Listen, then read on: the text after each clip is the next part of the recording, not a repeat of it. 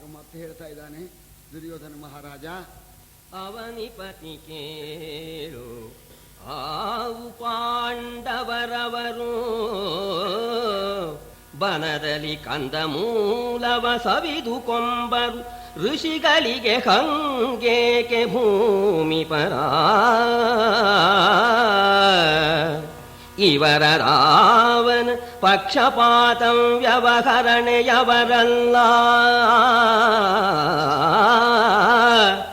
ಈ ಋಷಿಗಳು ಅದಾವನ ಪಕ್ಷಪಾತಂ ವ್ಯವಹರಣೆಯವರಲ್ಲ ಕೇಳಿನ್ನಿವರ ನುಡಿಗಳನೆಂದು ನುಡಿದನು ಮತ್ತೆ ಮುರವೈರೇ. ನೋಡು ದುರ್ಯೋಧನ, ನಾವು ಪಾಂಡವರ ಕಡೆಯವರು, ಪಾಂಡವರಿಗೆ ಒಳ್ಳೇದಕ್ಕಾಗಿ ಹೇಳ್ತಾ ಇದ್ದಾನೆ ಅಂತ ನೀನು ಭಾವಿಸಿರ್ಬಹುದು. ನೋಡು, ಈ ಋಷಿಗಳಿದಾರಲ್ಲ, ಇವರು ಕಾಡಿನಲ್ಲಿರ್ತಕ್ಕಂಥ ಗೆಡ್ಡೆ ಗೆಣಸು ತಿಂದ್ಕೊಂಡು ತಪಸ್ಸು ಮಾಡ್ಕೊಂಡು ಇರ್ತಕ್ಕಂಥ ಜನ. ಇವರಿಗೆ ಪಕ್ಷಪಾತಕ್ಕೆ ಕಾರಣವೇ ಇಲ್ಲ. ಒಬ್ಬರಿಂದ ಏನಾದ್ರು ಪ್ರಯೋಜನ ಪಡಿಬೇಕು ಅಂದ್ರೆ ಆ ಕಡೆಗೆ ಹೋಗ್ಬೇಕು ಅಂತ, ಯಾರ ಹಂಗೂ ಇಲ್ಲ ಅಂತ. ಹಂಗಿದ್ರೆ ಹಂಗಿಗೆ ತಕ್ಕಾಗಿ ಮಾತಾಡ್ಬೇಕಾಗತ್ತೆ. ಯಾರ ಹಂಗಿಗೂ ಒಳಪಡತಕ್ಕವರಲ್ಲ. ನಿಸ್ಪೃಹಸ್ಯ ತೃಣಂ ಜಗತ್ತು ಅಂತ. ಯಾವನು ನಿಸ್ಪೃಗನೋ ಅವನಿಗೆ ಇಡೀ ಪ್ರಪಂಚವೇನೆ ಹುಲ್ಲಿನ ಪ್ರಾಯ ಅಂತ. ನೋಡು, ಇವರು ಹೇಳ್ತಾ ಇದ್ದಾರೆ, ನಾವೇನೋ ಪಾಂಡವರ ಕಡೆಯವರಪ್ಪ, ಇವರು ಮಾತಿಗೆ ನೀನು ಬೆಲೆ ಕೊಡು. ಇವರು ಹೇಳುವಂತೇನೆ ಪಾಂಡವರಿಗೆ ರಾಜ್ಯವನ್ನ ಕೊಟ್ಬಿಡು ಅಂತ ಮತ್ತೆ ಕೃಷ್ಣ ಅನ್ನೋಣ. ಬೆರಳ ಮೀಸೆಯೊಳಿಡುತ್ತ ಕಿರುದಗೆ ಬೆರಸಿ ಕರ್ಣಾದಿಗಳ ವದನವ ತಿರುಗಿ ನೋಡುತ್ತ ಹರಿಯ ನುಡಿಗಳ ಕಿವುಡುಗೇಳುತ್ತ ಮರುಳುತನದಾಳಾಪವೇದಗೆ ಮುರಹರನೇ. ಈ ಮರುಳುತನದಾಳಾಪವೇತಕ್ಕೆ ಪಾಂಡವರ ಹಂಬಲ ಮರೆದು ಕಳೆ ಕರಣಕ್ಕೆ ಖಾತಿಯ ಬಳಸಬೇಡೆಂದ. ನಗ್ತಾ ಮೀಸೆ ಮೇಲೆ ಕೈ ಇಡ್ತಾ ಕರ್ನಾಟಕಗಳನ್ನ ನೋಡ್ಕೊಂಡು, ನಮಗೂ ಗೊತ್ತಿದೆ, ಕೊಟ್ಬಿಡು, ನಂಗೂ ಸ್ವಲ್ಪ ಬುದ್ಧಿ ಇದೆ ಕಣೋ, ನನ್ನ ಮಾತಿಂದ ಕೊಡ್ಬೇಡ, ಋಷಿಗಳ ಮಾತಿಂದ ಕೊಟ್ಬಿಡು. ಒಳ್ಳೆ ಮಾತು ಹೇಳ್ತಾ ಇದ್ದಾನೆ ಅಂತ ಕರ್ನಾಟಕಲೇ ನೋಡ್ತಾ ಇದ್ದಾನೆ. ಭಗವಂತ ಹೇಳ್ತಕ್ಕಂಥ ಮಾತನ್ನ ಅಲಕ್ಷ್ಯ ಮಾಡ್ತಾ ಇದ್ದಾನೆ ಅಂತ ಕಿವುಡುಗೇಳುತ್ತಾ ಅಂತ. ಈ ಮಾತು ಇದು ಒಳ್ಳೆ ಸ್ವಾರಸ್ಯವಾಗಿರ್ತಕ್ಕಂಥದ್ದು. ಕೇಳ್ತಾ ಇದ್ರು ಕೂಡ ಕೇಳಿದಾಗ ಮಾಡ್ತಕ್ಕಂಥದ್ದಕ್ಕೆ ಕಿವುಡಿಗೇಳೋದು ಅಂತ. ನೋಡು ಕೃಷ್ಣ, ಯಾತಕ್ಕೆ ಸುಮ್ಮನೆ ಮಾತಾಡ್ತಾ ಇದೀಯಾ? ಪಾಂಡವರ ವಿಷಯವನ್ನ ಮರ್ತು ಬಿಡು ನೀನು. ಪಾಂಡವರು ಅಂತಂದ್ರೆ ನನ್ನ ಮನಸ್ಸಿಗೆ ಬಹಳ ಬೇಜಾರಾಗತ್ತೆ. ಆದ್ದರಿಂದ ನನ್ನ ಮನಸ್ಸಿಗೆ ಬೇಸರಿಕೆಯನ್ನ ಉಂಟು ಮಾಡಬೇಡ. ಪಾಂಡವರ ವಿಚಾರ ಇಲ್ಲಿ ಎತ್ತಬೇಡ. ಅವರು ನಮ್ಮೊಳು ಸರಸವಾಡುವ ರಾಜಕಾರ್ಯವನು ಯಮಗೆ ಯೋಚಿಸಿ ಕಳುಹಿದಂದವ ಮೆಚ್ಚೆ ನಾನಿದನು. ಬವರ ಬೇಕೆ ಬೇಡಿಕೊಂಬುದು ಅವನಿಗಿವನಿಯಮಿ ಮಾತ ನೀನಾಡುವರೆ ಪಾಂಡವರೇಕೆ ನೀವೇಕೆ ಎಂದು ಖಳ ನುಡಿದ. ಅವರು ನಮ್ಮ ಹತ್ರ ಸರಸ ಆಡೋಕೆ ಪ್ರಾರಂಭ ಮಾಡಿದ್ವೊಂದು, ಅದರ ಜೊತೆಯಲ್ಲಿ ರಾಜಕಾರ್ಯವನ್ನ ಈ ರೀತಿ ಮಾಡಿ ಅಂತ ಇವನ ಹತ್ರ ಹೇಳಿ ಕಳಿಸಿರ್ತಕ್ಕಂಥದ್ದು ಒಂದು. ಇದು ನನಗೆ ಮೆಚ್ಚುಗೆ ಆಗಲಿಲ್ಲ. ಯುದ್ಧ ಬೇಕೇ ಬೇಡಿಕೊಳ್ಳಿ, ರಾಜ್ಯ ಭೂಮಿ ಗೀಮಿ ಇದನ್ನ ಆ ಮಾತು ನಮ್ಮಲ್ಲಿ ಬೇಕಾಗಿಲ್ಲ ಅಂತ ಹೇಳ್ತಾ ಇದ್ದಾನೆ. ಈ ಭೂಮಿಯನ್ನ ಪಾಲ್ ಕೇಳೋದು ಅಂತಂದ್ರೆ ಆ ಪಾಂಡವರು ಬೇಡ, ನೀನು ಕೂಡ ಬೇಡ. ಮಾವ ಮೊದಲು ಸಹಾಯ ಮಧ್ಯದೊಳ ವಿರಾಟನ ಸಖ್ಯ. ಮಾವ ಮೊದಲು ಸಹಾಯ ಮಧ್ಯದೊಳ ವಿರಾಟನ ಸಖ್ಯ. ಕಡೆಯಲಿ ನೀವು ಮಮ ಪ್ರಾಣಾಹಿ ಎಂಬಿರಿ ನಿಮ್ಮ ಪಾಂಡವರ. ನಾವು ಕಡೆಯಲಿ ಹೊರಗು ನಮಗಿನ್ನಾವ ಭೂಪರ ಸಖ್ಯವಿದ್ದುದು ದೇವಾ ನಾಚಿಸಬೇಡ. ಸಂಧಿಯ ಮಾತ ಮರೆಯೆಂದ. ನೀನು ನನಗೆ ನಾಚಿಕೆ ಉಂಟು ಮಾಡುವಂತೇನೆ ಮಾತಾಡ್ತಾ ಇದೀಯ, ಭಯಪಡಿಸುವಂತೆ ಮಾತಾಡ್ತಾ ಇದೀಯ. ಪಾಂಡವರಿಗೆ ಮೊದಲ ಸಹಾಯ ಮಾವಂದು, ಯಾರದ್ದೋ ದ್ರುಪದ ಮಹಾರಾಜಂದು ಇದ್ದೇ ಇದೆ. ಆ ನಡುವೆ ಈಚೆಗೆ ಅಜ್ಞಾತವಾಸದಲ್ಲಿ ವಿರಾಟ್ ಮಹಾರಾಜ ಅವನ ಸಂಬಂಧ ಆಗ್ಬಿಡ್ತು. ಆ ವಿರಾಟನ ಸಂಬಂಧ, ಅವನ ಸ್ನೇಹ, ಅವನ ಬಲ, ಕೊನೆಯಲ್ಲಿ ನೀವನಕ ಮಮ ಪ್ರಾಣ ಹಿ ಪಾಂಡವಾಹ ಅಂತ ಹೇಳಿ ಪಾಂಡವರನ್ನ ಪ್ರಾಣದಂತೆ ಕಾಣ್ತಾ ಇದ್ದೀರಿ. ನಮಗೆ ಯಾವ ಬಲವೂ ಇಲ್ಲ, ಯಾರ ಸಖ್ಯವೂ ಇಲ್ಲ, ಯಾವ ರಾಜರ ಸಹಾಯವೂ ಇಲ್ಲ. ಆದರೂ ಕೂಡ ನಾನು ಖಂಡಿತವಾಗಿಯೂ ಈ ಸಂಧಿಗೆ ನಾನು ಒಪ್ಪತಕ್ಕಂಥವನಲ್ಲ. ನನಗೆ ಭಯವನ್ನು ಉಂಟು ಮಾಡಬೇಡ, ನನಗೆ ನಾಚಿಕೆ ಉಂಟು ಮಾಡಬೇಡ, ಖಂಡಿತ ಸಂಧಿಗೆ ನಾನು ಒಪ್ಪೋದಿಲ್ಲ ಅಂತ ಹೇಳಿ ದುರ್ಯೋಧನ ಬಲವಾಗಿ ಹೇಳೋಣ. ಆಗ ಕೃಷ್ಣನು ಕೂಡ ಮತ್ತೆ ಬಲವಾಗಿ ಹೇಳ್ತಾ ಇದ್ದಾನೆ, ಮಾಡು ಸಂಧಿಯನು ಎಮ್ಮ ವಚನಕ್ಕೆ ಕೋಡದಿರು, ಸವಿವಾತುಗಳ ನಿನಗಾಡುವವರಿಗೆ ಚಿತ್ತಗೊಡದಿರು, ಹಿಸುನಗೊಗಿಸದಿರು. ನಾಡನಾಲಗೆ ಗೆಳೆಯರೆಂಬುದ ಮಾಡದಿರೋ, ನಾಡನಾಲಗೆ ಗೆಳೆಯರೆಂಬುದ ಮಾಡದಿರು. ಪಾಂಡವ ನೃಪಾಲರ ಕೂಡುವಾಳಿಗೆ ಪಥ್ಯ, ಪಾಂಡವ ನೃಪಾಲರ ಕೂಡುವಾಳಿಗೆ ಪಥ್ಯ, ಕೇಳೆಂದ ಸುರರಿಪು ನುಡಿದ.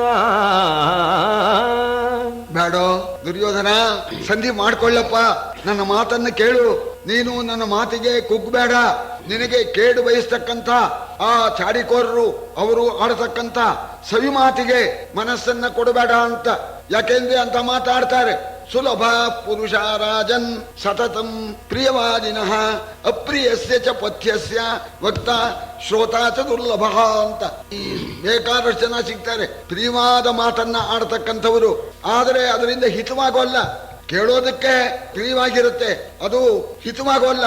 ಅಂತ ಮಾತನ್ನು ಬೇಕಾದಷ್ಟು ಜನ ಆಡ್ತಾರೆ. ಅಪ್ರಿಯಸ್ಯ ಚ ಪಥ್ಯಸ್ಯ ವಕ್ತ ಶ್ರೋತಾ ಚ ದುರ್ಲಭ. ಕೇಳೋದಕ್ಕೆ ಅಪ್ರಿಯವಾಗಿದ್ರೂ ಕೂಡ ಮುಂದೆ ಹಿತವಾಗಿರ್ತಕ್ಕಂಥ ಮಾತನ್ನ ಆಡ್ತಕ್ಕಂಥವರು ಇಲ್ಲ, ಕೇಳತಕ್ಕವರು ಇಲ್ಲ ಅಂತ ಹೇಳಿ ಹೇಳ್ತಾರೆ. ದುರ್ಯೋಧನ, ಆ ರೀತಿ ಮಾಡಬೇಡಯ್ಯ, ನನ್ನ ಮಾತನ್ನು ಕೇಳು. ಈ ನಾಡನಾಲಿಗೆ ಗೆಳೆಯರೆಂಬುದ ಮಾಡದಿರು ಅಂತ. ಯಾರು ಹೇಗೆ ಹೇಳ್ತಾರೋ ಹಾಗೂ ಅಂತ ಅನ್ನೋದು ಅದು ಒಳ್ಳೆಯದಲ್ಲ. ಯಾವುದು ಹಿತ ಅಂತ ಅನ್ನೋದನ್ನು ವಿಚಾರ ಮಾಡಿ ಅದರಂತೆ ನಡೀಬೇಕು. ಚಾಡಿಕೋರರು ಹೇಳಿದ್ರೆ ಅದನ್ನಕ್ಕೆ ಹೂ ಅನ್ನೋದು, ಯಾರು ಹೇಗೆ ಹೇಳಿದ್ರು ಹಾಗೆ ಕೇಳ್ತಕ್ಕಂಥದ್ದು, ಇಂತಹ ಕೆಲಸವನ್ನ ಮಾಡಬೇಡ. ಒಟ್ಟಿನ ಮೇಲೆ ನಾನು ಹೇಳ್ತೇನೆ, ಪಾಂಡವರ ಒಡನೆ ಸೇರುವಿಕೆ ನಿನ್ನ ಶ್ರೇಯಸ್ಸಿಗೆ ಕಾರಣ ಅಂತ ಈ ಮಾತನ್ನು ಹೇಳಿ, ಆಗ ಇಂಥ ನಿಮ್ಮ ಮಂಥನ ಬಹಳ ದೊಡ್ಡದು ಅಂತ ಹೇಳಿ ಕೃಷ್ಣ ಆ ಕುಲವನ್ನ ಚಂದ್ರವಂಶವನ್ನ ಹೊಗಳ್ತಾ ಇದ್ದಾನೆ. ನೀತಿಗಾಲಯ ನಿಮ್ಮ ಕುಲ, ನೀತಿಗಾಲಯ ನಿಮ್ಮ ಕುಲ, ವಿಖ್ಯಾತಕಿದು ನೆಲೆ, ಸಕಲ ಸೌಖ್ಯಂ ರಾತಕಿದು ಸದ್ಬೀಜವೆನಿಸಿತು.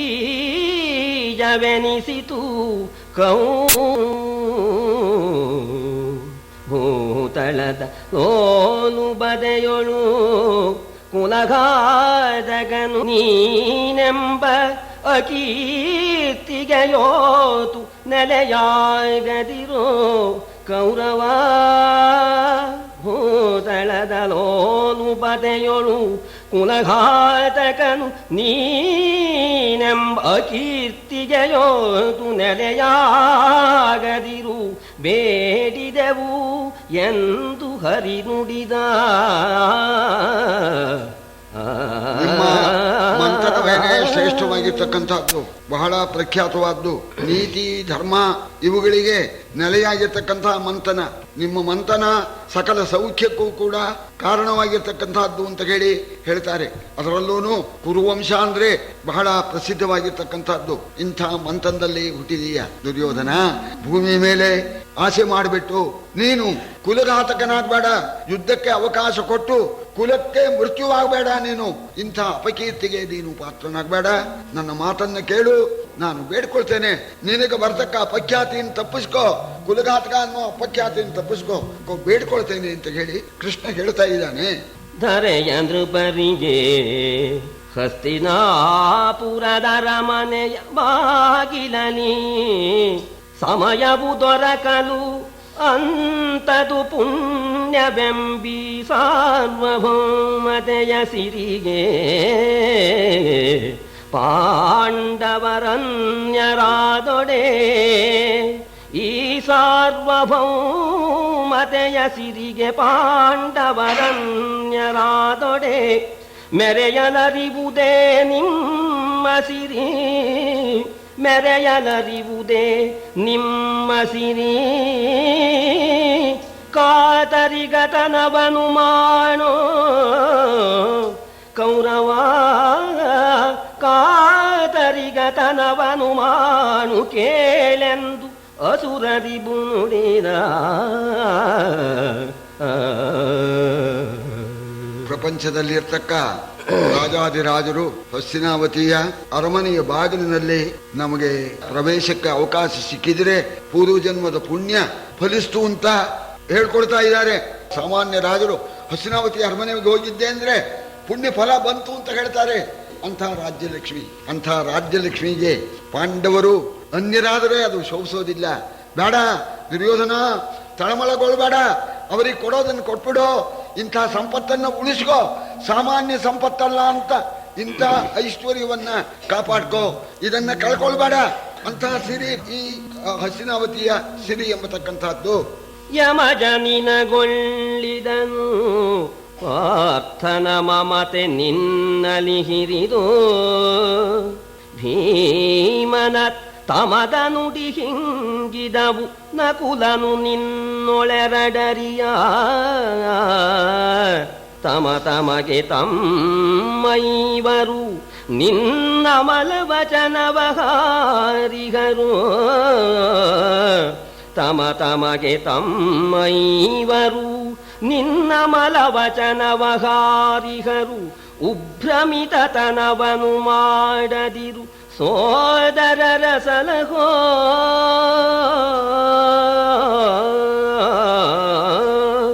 ಕೌರವ ಉಭ್ರಮಿತತನವನು ಮಾಡದಿರು ಸೋದರರ ಸಲಹೆಂದ.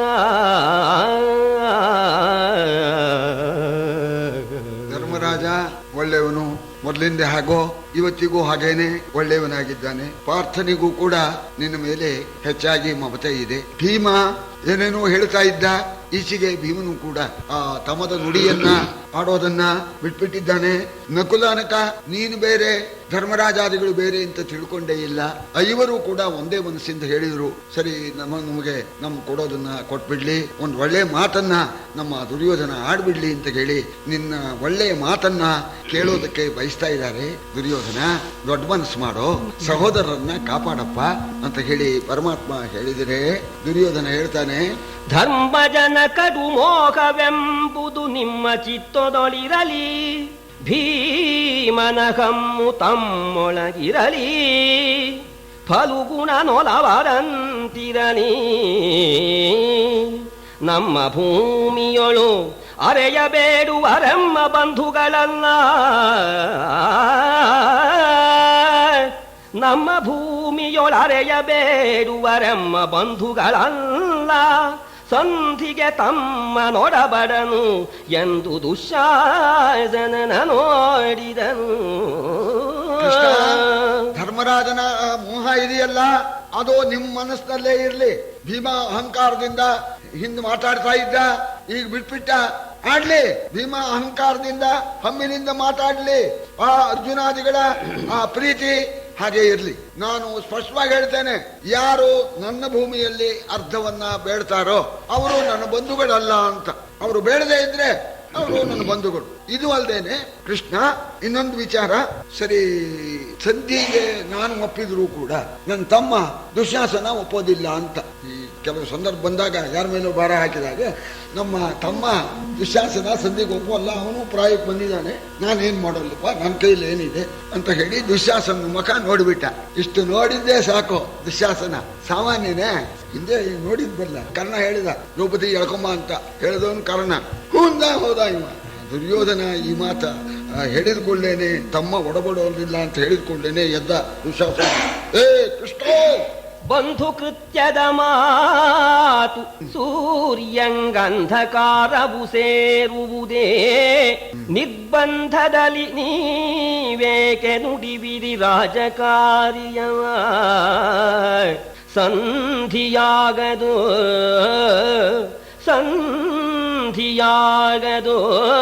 ಪಾಂಡವರ ಸಂಬಂಧ ನಮಗೆ ಕೆನುದ ಕರುಣಾ ಸಿಂಧುವಿನ ಮೊಗ ನೋಡಿ ದುಶ್ಯಾಸನನು ಘರ್ಜಿಸಿದ.